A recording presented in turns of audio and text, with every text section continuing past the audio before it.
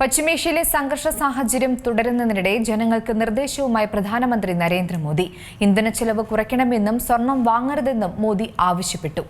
Covid കാലത്തിന് സമാനമായ നിയന്ത്രണങ്ങൾ ജനങ്ങൾ പാലിക്കണം. വിദേശയാത്രകൾ കുറയ്ക്കണമെന്നും പെട്രോളിന്റെ ഡീസലിന്റെ ഉപയോഗം നിയന്ത്രിക്കാൻ വർക്ക് ഫ്രം ഹോം പോലുള്ള രീതികൾ വീണ്ടും പ്രോത്സാഹിപ്പിക്കണമെന്നും പ്രധാനമന്ത്രി ആഹ്വാനം ചെയ്തു.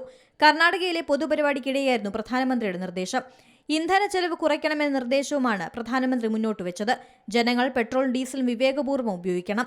വിദേശ നാണ്യത്തെ സംരക്ഷിക്കാനായി 1 വർഷത്തേക്ക് സ്വർണം വാങ്ങരുതെന്നും പ്രധാനമന്ത്രി ജനങ്ങളോട് അഭ്യർത്ഥിച്ചു. ദേശീയ താൽപര്യം മുൻനിർത്തി work from home, online conference, virtual meeting എന്നിവ വീണ്ടും തുടങ്ങണം.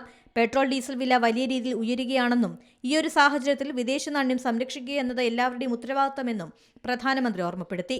പെട്രോളിന്റെ ഡീസലിന്റെ ഉപയോഗം കുറയ്ക്കാനും മെട്രോ ട്രെയിനുകൾ പോലുള്ള പൊതുഗതാഗത മാർഗ്ഗങ്ങൾ ഉപയോഗിക്കാനും പ്രധാനമന്ത്രി ആഹ്വാനം ചെയ്തു. പശ്ചിമേഷ്യൻ യുദ്ധം തുടരുന്നതിനിടെ ആദ്യമായാണ് പ്രധാനമന്ത്രിയുടെ പ്രതികരണം വരുന്നത്.